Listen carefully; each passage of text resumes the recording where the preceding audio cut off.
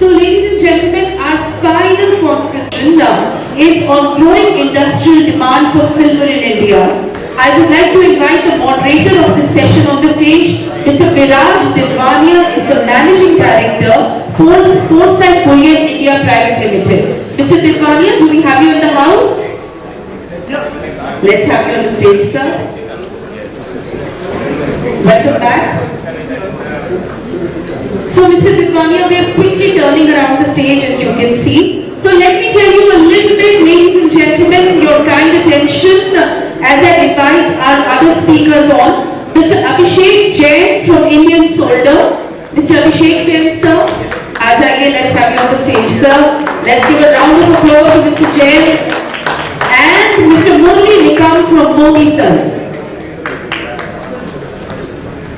Ladies and gentlemen, or whatever is left of the ladies and gentlemen in the hall as of now, well, this is the final session of the conference. Mr. Didwania, not to despair, I'm sure they've taken a quick break and they would all be back. But by then, let me use this opportunity to officially read out your profile to the camera.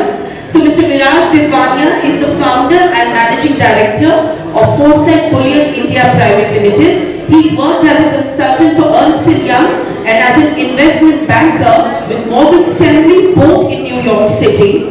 Viraj is a member of MCX Product Advisory Committee, a speaker at various bullion forums such as the India International Gold Convention, Dubai Precious Metal Conference, commodity experts in Pathshala on the CNBC Awas, and goes for Get Again on CNBC Awas. A practitioner of meditation. If you feel that's another guy who's probably one of the coolest looking guys in the house, that's a secret. Always maintaining his inner calm and balance. A dual major in business and economics from the Business School of Economics, University of Virginia. Foresight Bullion is one of India's top and the largest silver trading companies with a pan-India presence and is known for its very happy and healthy customer relationships. Ladies and gentlemen, as I hand over this session to Mr. Viraj Didwania, I urge you to make the most of it. It's the final formal session of the conference. Have a great one.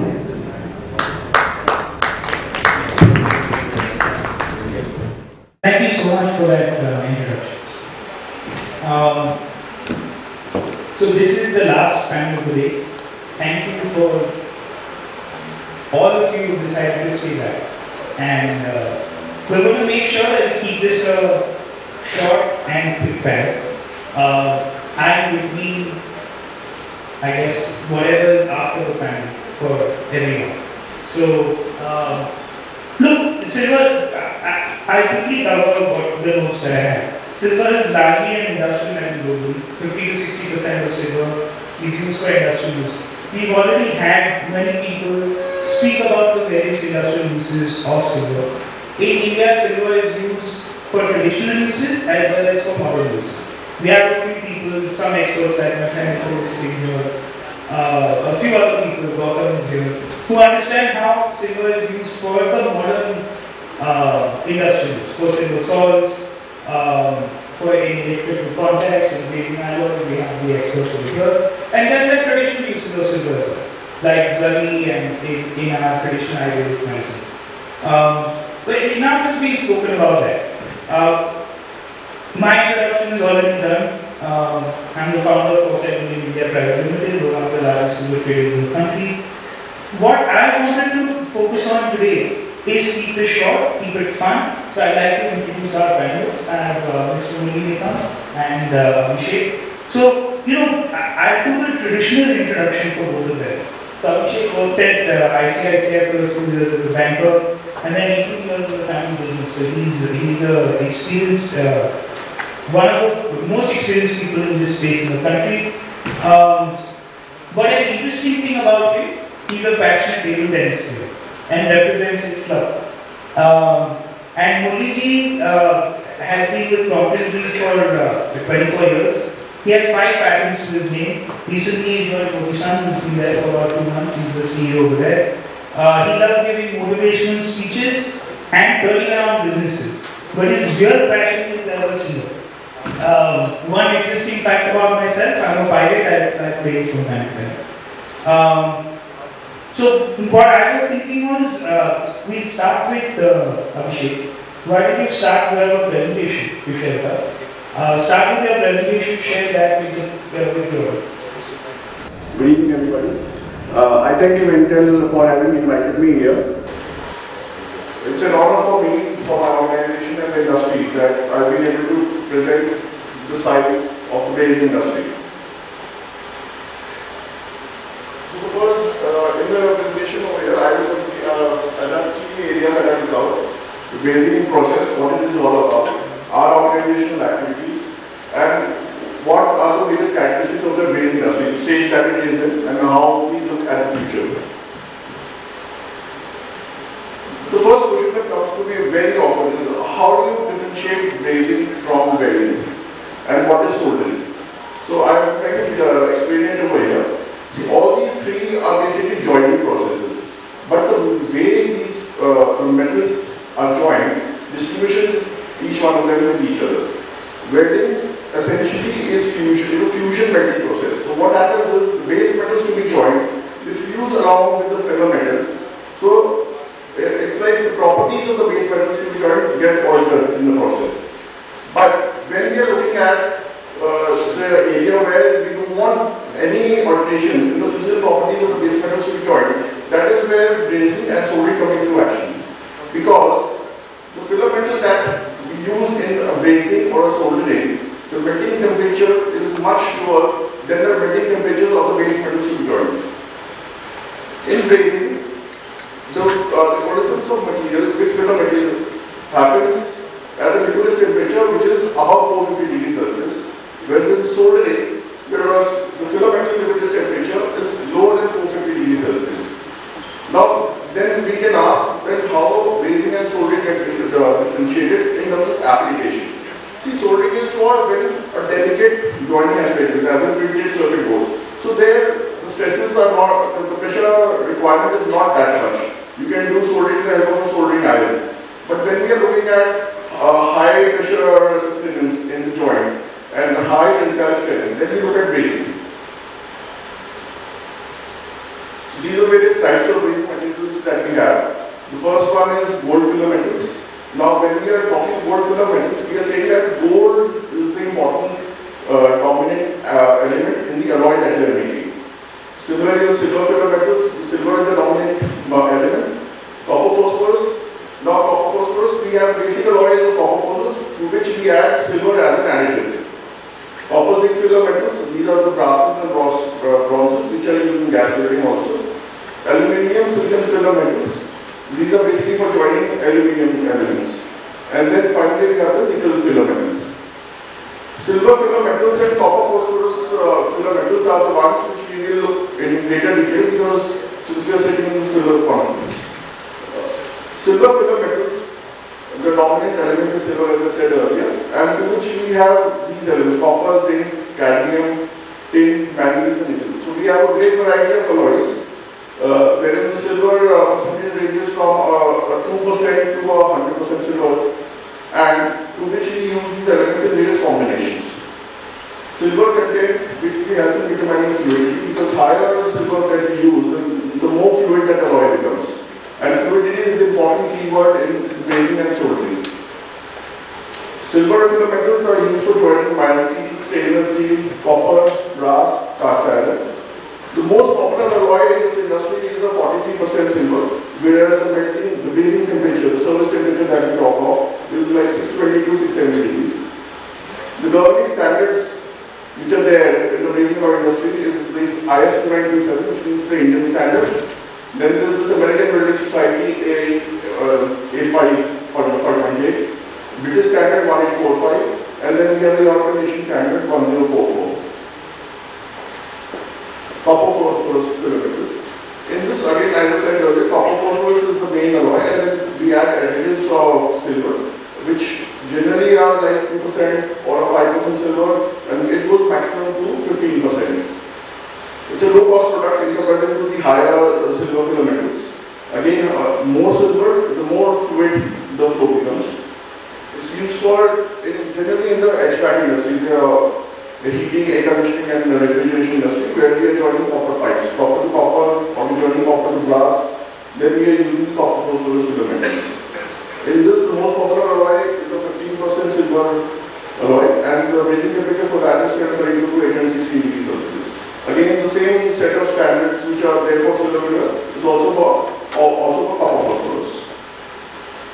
The segments that are there, infrastructure appliances in hardware market, HVAC, heating, ventilation, air conditioning systems, refrigeration, automotive applications, defense, the most important being defense and railways, and then there is the jewelry, which is mostly the unorganized sector. These are various forms in which the silver brazing materials are available. The bare rods is the plain vanilla product, that is the traditional, most common, the most commoditized area. And then this is the flux-coated rods, the second one, which is the latest innovation, where we have tried to coat the bare rods with the flux, which helps in the uniform flow of flux when you are joining the base metals. Then we have coils. This is basically for when we are doing automatic feeding in machines. And then this flat sticks. This flat sticks is basically copper phosphorus alloy and is used in the air conditioning refrigeration market. The slips and foils, this is the most important one where segment brazing is required. So these foil machines are basically cut into, this is again I would say it's a traditional form of foil machines that are being delivered. What people do is that they cut small sizes in terms of the size of the basement that they are joining. Then finally we have the single and the multi-ton rings. This is again for the piping industry, especially in case of when induction brazing is the latest thing in the brazing in the area. These rings have become very important these days. Now I talk of our company. We were established in 1974, so we are reaching 50 years next year. And we are manufacturing and exporting high quality brazing products. And we are an ISO 9001 firm with 40,001 and 45,001 certification. And we market all our products in the under brand name Alpha. This is the product profile that we have. Silver brazing alloys. Silver brazing alloys category is further divided into three subcategories. There is with cadmium, without cadmium, and for tools brazing. Tools brazing specifically for the tungsten carbide tip tools, especially the stone cutting area, where you have to braze the carbide tips to the steel. These are special alloys with nickel as an additive. Then the copper phosphorus brazing alloys, and copper-based brazing alloys, these are the brasses and the bronzes, and finally the fluxes. Fluxes are again a very important field for the brazing industry, because what we are doing in the fluxes, using the fluxes is for it basically helps it as a cleansing agent during the brazing process. It deoxidizes for any kind of oxidation that happens to the base metal. Then it also it acts as an indicator that the brazing temperature has been reached. Now the brazing filler metal can now melt. These are market sectors that we have been catering to in the Indian industry, in the Indian segment.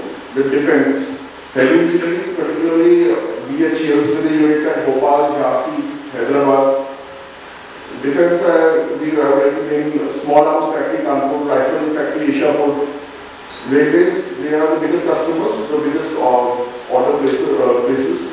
Power, especially the motor manufacturers, traction motors.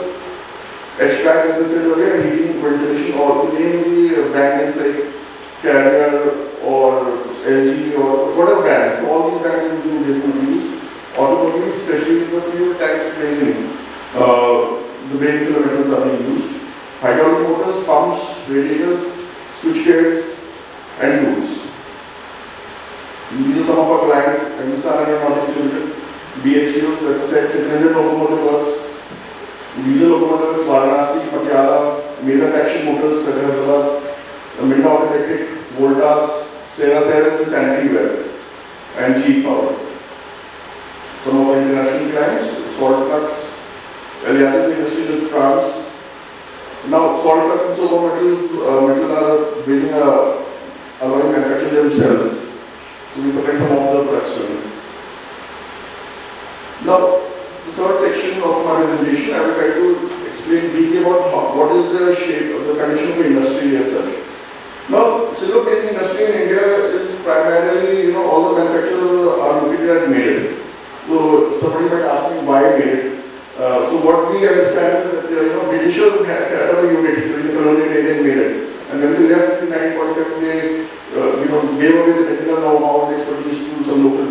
that's why it has like mushroomed over here.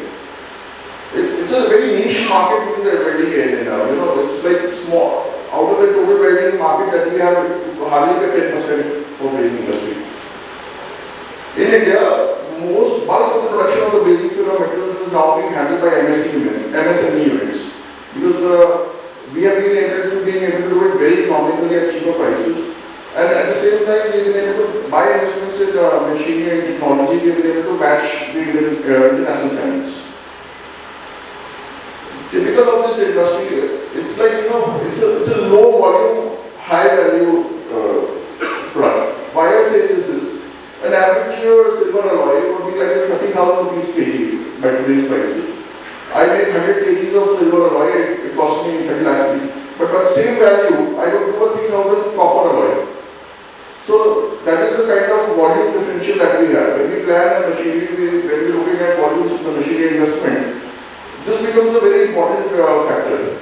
We will not be able to plan a machine based on just silver making manufacturing. We have to couple it with manufacturing of other brazing alloys, which are polymers.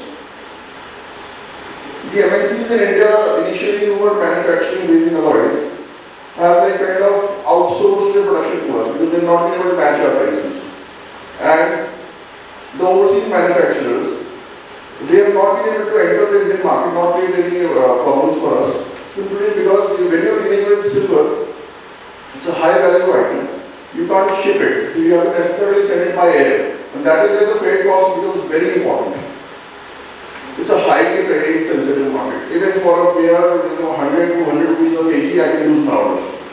Especially the government oil units, where the entire procurement is done by tendering process. It's a very highly sensitive market. And as I said, bulk buying comes from the government units. Now, I was looking at the stats which was published in the survey, and the table that I got through. You would notice that in 2022, it's like 3 million ounces of silver has been consumed by the brazing alloy industry, which translates to roughly like 95 tons of silver. And if I safely assume it to be an alloy of 50%, so it transforms to another 180 or 190 tons of brazing alloy, which in volume wise is not too huge for a manufacturer like us. I mean, again, this is an important stat. Global, if you look at the global total again, you will see, that the trend for silver consumption in the brazing oil market is somewhere between 50s. It's ranging from 54, 53, coming down to 49 now. And similar has been the case in the Indian industry. It's like somewhere around 2.4, 2.2, something like that. So over the period of 10 years, the volumes have not increased. It could partly because of the increase in silver prices, partly because of the volatility that is there. But this sector is certainly not growing as per this stats.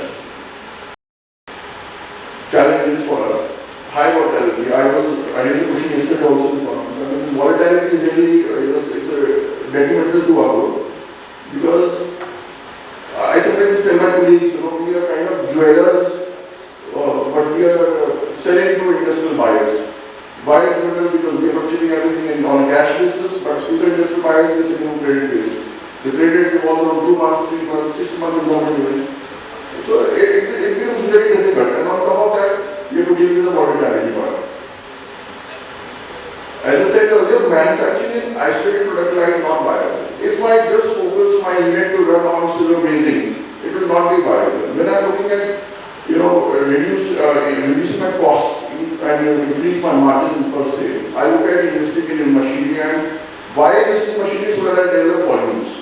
But volumes becomes high value in case of a silver brazing. So it's so typical that silver brazing per se is a very, it's like complicated. When it comes to bringing in volumes, huge working capital requirements, it becomes again a challenge for us. Where do we plan our working capital? We are dealing with silver at 45,000 levels, that's a different scenario. Suddenly it becomes 70,000, it's a different scenario. So where do we get all the working capital from? Absence of adequate testing facilities. In brazing alloys, there are basically 2 important parameters that are required to be tested. Now, when any customer will ask me for 2 basic importance. One is the composition part, where it wants to assess what is the content of silver, that is whether I have delivered the right percentage of silver or not. That is the metal composition, and that happens through the titration method. And the second part is the baking temperature. You will be surprised to know that in India we have not been able to find a single lab which is NABL accredited and can give me the NABL accredited report for melting temperatures. So that becomes a detrimental for us. The composition part, we do get reports, but then again that is time consuming. Sometimes we are getting reports in 15 days, 20 days. So that again is a problematic issue for us. Rising fuel costs. All the brazing industry located in Meridien, Meridien very close to Delhi, now part of NCR, NGT comes into action. All the traditional fuels, coal, wood, everything is banned, diesel is banned, we can't use the diesel genset. We have to switch over to very high switch over investment again, and the prices rise. So in this area where the shipping margins are there, and then you match these increased costs, it becomes difficult for us. Subsidies have been promised to MSMEs in the country, but we have not had a good experience. We have invested in machinery, we have asked for subsidies, but the subsidies have not come back. Competition of cheaper Chinese products, this experience we had in the Southeast Asian markets. You know, when we tried to supply some products to the Southeast Asian markets, the quality was matched, everything fine. The commercials, we were beating the Chinese. I mean, how they do it, we really do not know. I mean, they were supplying materials at below the cost of raw material that we have in India. Freight cost barrier for exports. Now, this is a very interesting point that we would like to say. Silver brazing, again, as I said, is a low volume, high value product. So, generally speaking, if I have to export this item into Europe or Middle East or US, I will not ship it. I will send it through air. And when I send it through air, it becomes expensive for the European client.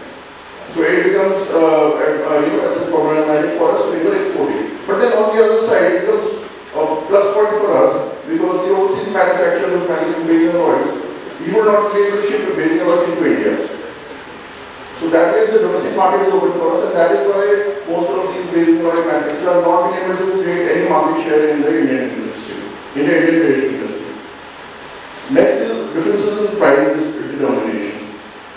Now, I'm not sure if you are able to see this I apologize for this. But what I'm trying to say is we have a Bombay delivery price, we have a Delhi silver price, then we have an IBJ price. Then we have another issue which the business line will give me another price. My customer gets confused on what basis do I fix these prices. And then he tries to tell me, yeah, Bombay is low, I will take a Bombay price. I say I purchase from Delhi. So that's how these problems arise. So, I don't know if it is possible to have one India, one price. Is that possible? Maybe somebody can guide me on that. Speak to me offline and give you a solution. Sorry? Speak to me offline and give you a solution. Sure. Thank you. Now, way ahead. Customized solution to good development. Now, this is where we say if we can offer this is what we look forward to, and we try to create customized solutions for the manufacturers where value addition is there. So, this will help us get margins.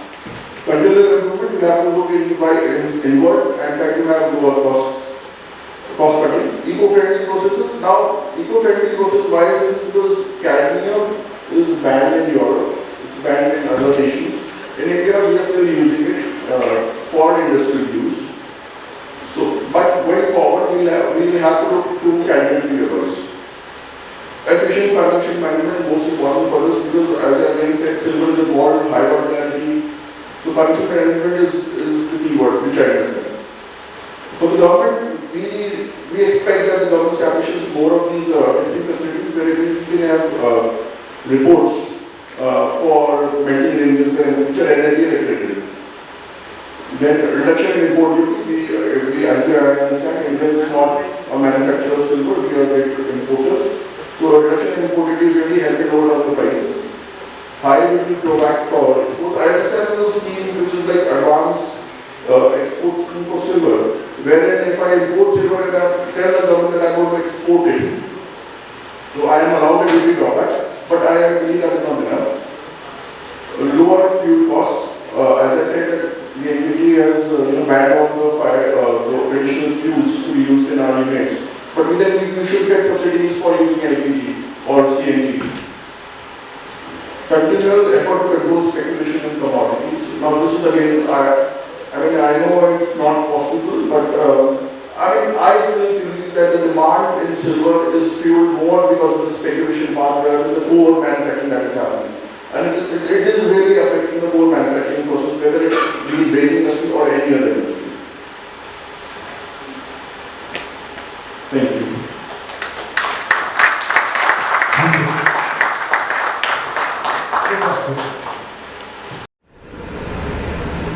Yeah. So, I've already introduced Murli ji, who's been with, actually I didn't introduce you. Murli ji was with, Yeah. Actually, I don't have any presentation, and I was working with Crompton News for 24 years, and recently I have joined Modison Limited. I was connected to the silver, by the way, Modison was supplying to silver contacts to Crompton Greaves, and Crompton Greaves division, Crompton used to make MCCP, where we used to use the silver contacts. Second thing that we used to make a vacuum interrupter, and vacuum interrupter for brazing purpose we use the silver eutectic lines, which is was imported from the Lucas, Milaf and then Tanaka. Third usage for the electrical application that we were making relays for railway signaling relays, and then we used to use silver rivets. Through that, I was in touch with silver. I have worked in copper, I have worked in aluminium, I have worked in, and then I work in now silver. Today we are working with silver, tungsten, copper also. Gold means generally gold people say that we wanted silver. Silver people say that we wanted copper. Copper people say that we wanted aluminium. Aluminium people say that we wanted plastic. So when I was moving around this journey, so even plastic people will have some problem. Confidence. They will say, no, I will make more thinner. So thickness has come here. Thickness should be lesser. Or some other nanoplastic or nanoparticle plastic and all, So there is no end for this cost reduction. It is better to to tolerate the technological challenges and find out the new ways into it, like people are talking about nanoparticles into the silver alloy. Now the challenges which I am facing now, I was on the customer side because contacts were supplied to the Crompton Greaves, and now I am on the supplier side. So I am trying to understand the supplier side, what are the challenges on supplier side. Like particularly, generally we always talk about 4 challenges in any manufacturing units, that there are challenges related to quality, there is challenges related to delivery, then the most important challenges is that we want to deliver quantity, and fourth one is that we wanted to achieve the cost competitiveness. And this particular context right now, silver, when I had come, the volatility of the silver prices is another challenge which I am now handling as a CEO of the company. And when I am looking for the, I feel that there should be a very good connect between the academia and the institute. There are two suggestions for during this conference I wanted to give to the industry, that we should have continuous improvement on the in the production processes. And second is that we should have very close interaction with the academia, like IIT Bombay. I used to work with IIT Bombay in large projects. Dr. Parag Bhargav is not there, but we had multiple projects with IIT Bombay earlier, and even all IITs actually we used to run a lot of projects, and then those projects were always on the futuristic technologies. Third thing I wanted to suggest to there should be a like in Srivastava, he has taken initiative now. This is the first silver conference. We should also have something center of excellence for this center of excellence for the silver, the problem which industry is facing. So a separate center may not be IIT, but the combination of IIT plus industry, there should be some technology center of excellence, where the problems like from the industry can be resolved there. So that's all from my side. Thank you. Thank you. Thank you, sir.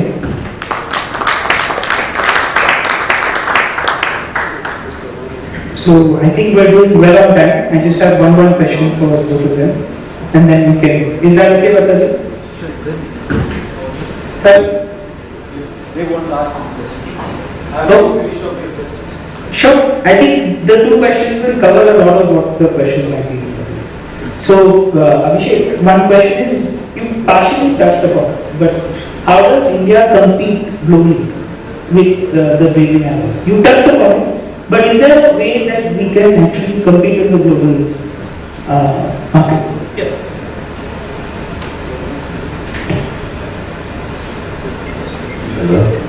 See, post-COVID, Europeans and the other nations have started looking to India as a favorable producer. Other than that, we were never looked upon, It was always the Chinese, low cost, everything. So they started looking to us. That's one part.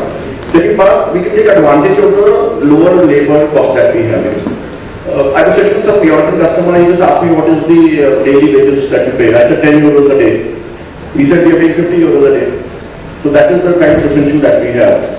And third thing, if we have to compete globally, we will have to invest a lot into machinery for giving them customizable solutions. These situation, you have so many parts, the variety is so much that have to be joined. Each industry will have a different part to be joined. Or so if we can develop customizations for them, that would be the keyword. That would give them value addition and then help us rising margins also.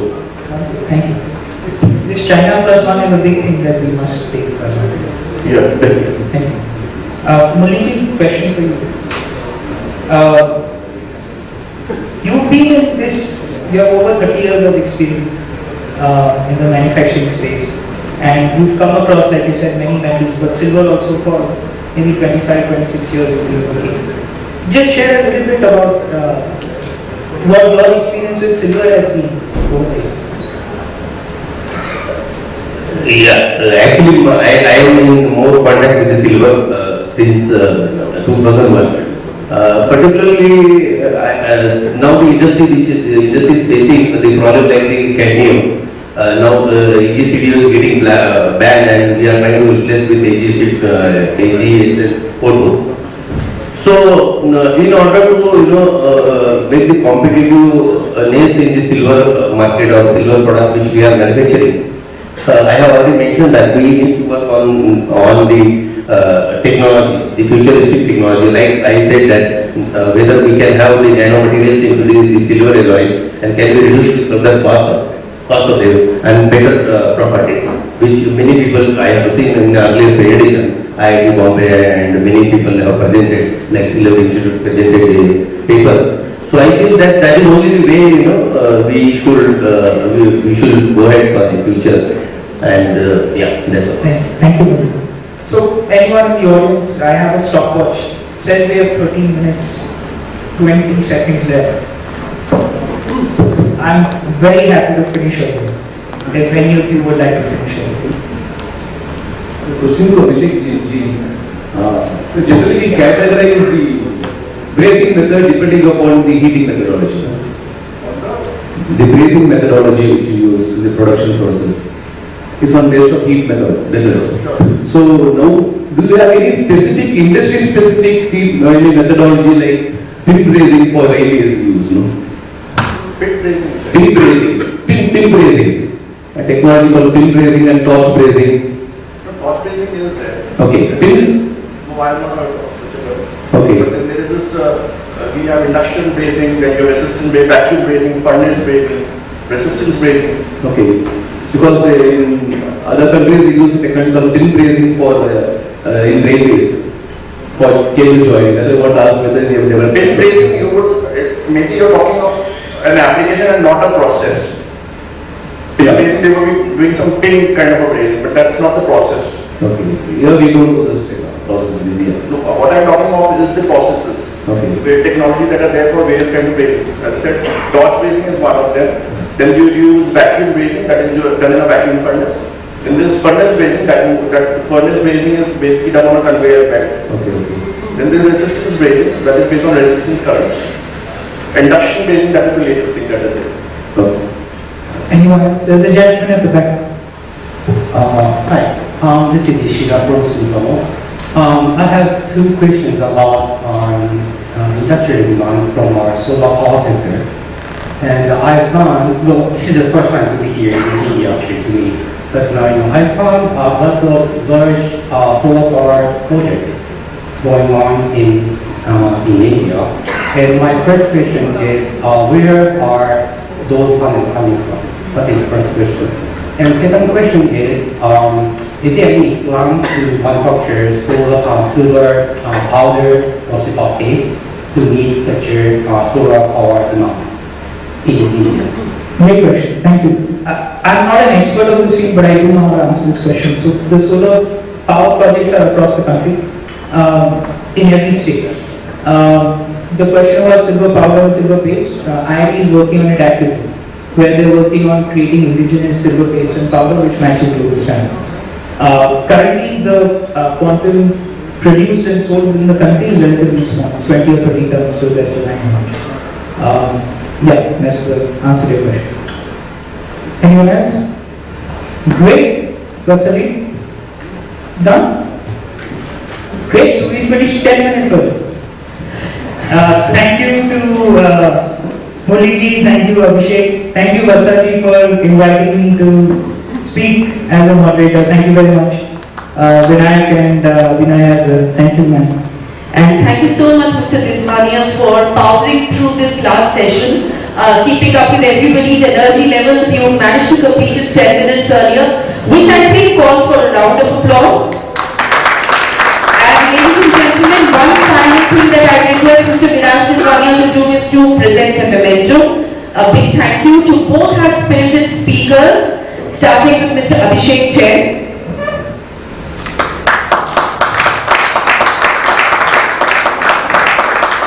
A big thank you to Mr. Murli Nikam sir.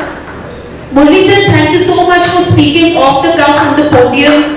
Mr. Murli Nikam said very clearly that he doesn't have a presentation, but as we know in forums like these, it's not the presentation that's important, it's the presence. And I think he made it felt.